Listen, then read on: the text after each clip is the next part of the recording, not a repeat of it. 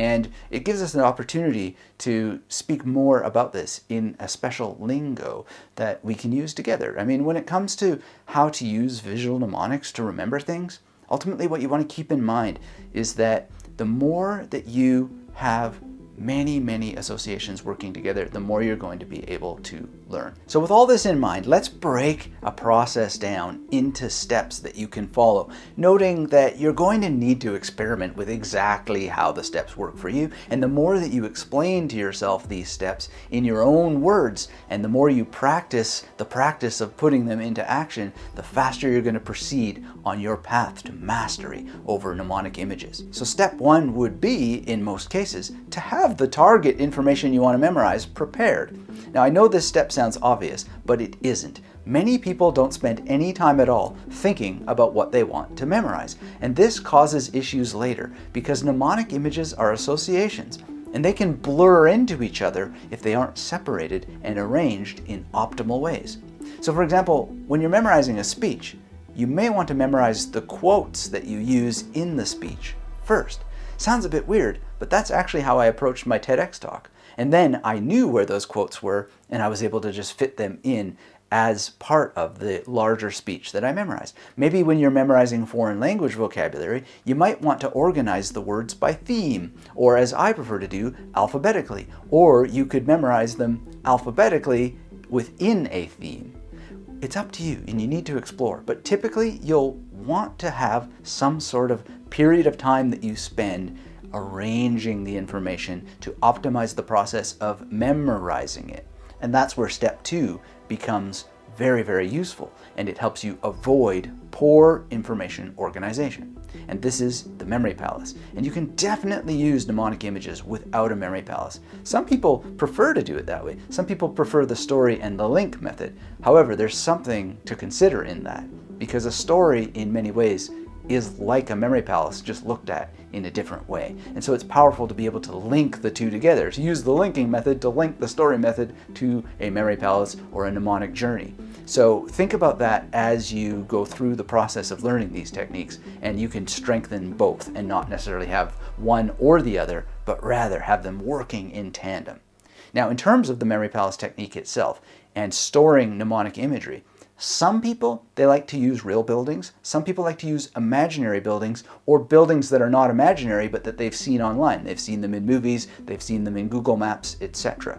Now, I personally avoid using those types of memory palaces because they ultimately are what I call memorized palaces. And that means that I had to have an additional step. I had to memorize the location in order to use the location. And this is utterly unnecessary when you use your unique ability of spatial memory to pretty much recall places that you've been without having to memorize them, because you've been there. It's something the brain does. But if you haven't been as fortunate as I have been to live in so many different places, and you know, sometimes it was actually not that lucky to have to live in so many different places, but nonetheless, if you don't have that many options, you still have options. You can use tools and technologies to never run out of memory palaces, and I have a video called How to Find Memory Palaces that goes deep into this topic, linked for you down in the description of this video. The point being, memory palaces are a tool for organization, but also, when you think about it,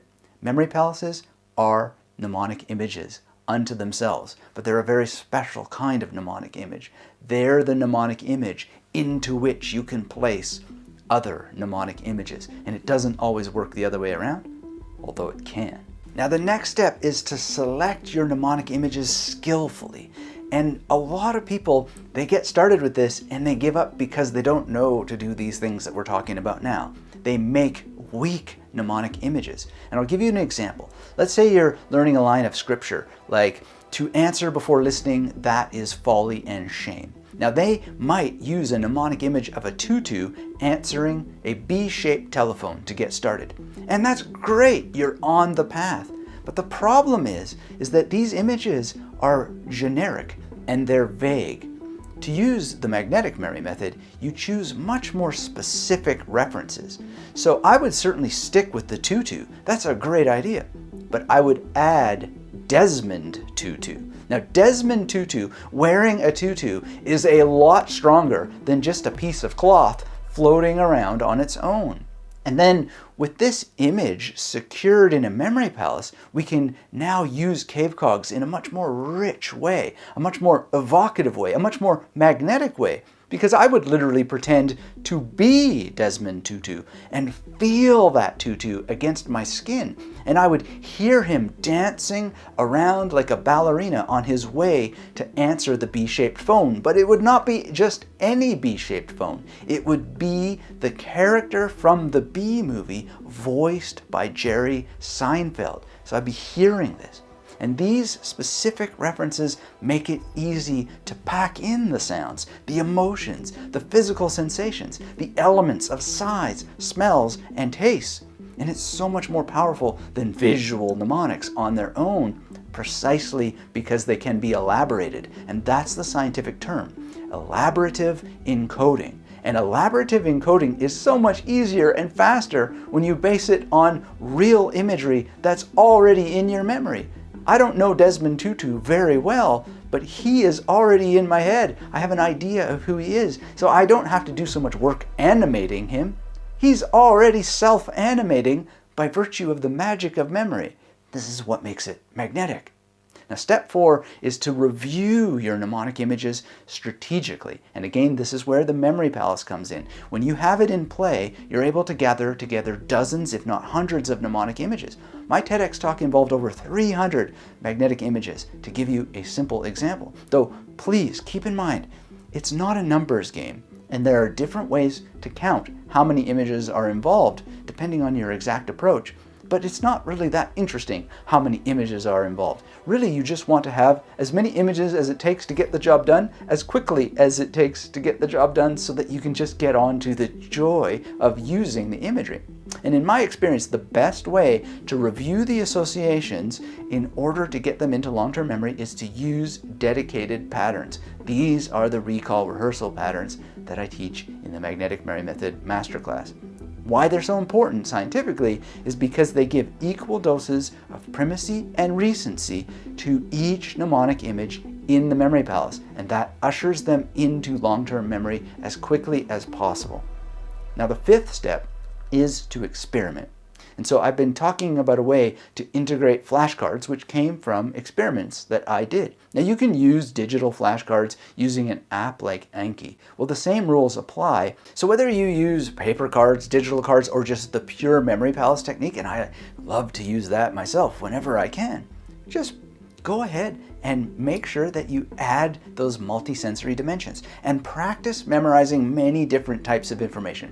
This is another thing that people miss. They're just stuck on, I have to memorize X and I'm only going to memorize X, whether it's physics or it's some other form of math that you're into or language learning. I'm only going to focus on these things. Well, that's great, and you do want to spend a sufficient amount of time on those topics, to be sure, but you also want a wide range of imagery. You want a holistic approach, some numbers, some words, some mathematical formulas at some point in your journey, ideally as quickly as possible, so that you can develop that wide range of ability. Because if you really want to get into memorizing books, well, then you've got always different kinds of imagery, different kinds of information coming in, and you need to be able to snap them together. And knowing how, when, and why to shift your mnemonic strategy is the key to long-term success across the learning landscape.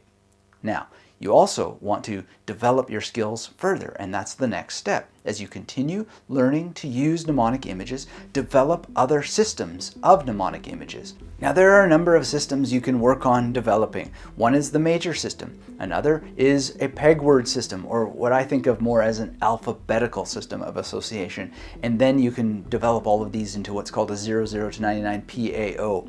And then, of course, there's the memory palace system, noting that every memory palace is itself a kind of mnemonic image. Within about 2 to 5 hours of developmental work, the piles of mnemonic images these systems give you will be ready for you to use in a flash. And then the rest of it is just practice. For how long? Well, forever, for as long as you want to learn. If you want to learn unfamiliar names like Gangador Dianad, you won't have to create a mnemonic image from scratch. You'll just consult your peg word list or your alphabet list for ideas. If you have to memorize a number like 339244345, all you'll need to do is use your 00 to 99 PAO, which has images perfectly suited for those numbers. It's ready to go, and all you have to do is build it. If you build it, your memory will come. As we move beyond this idea of using mnemonic images, mnemonic pictures, whatever you want to call them, to the practice of using magnetic imagery,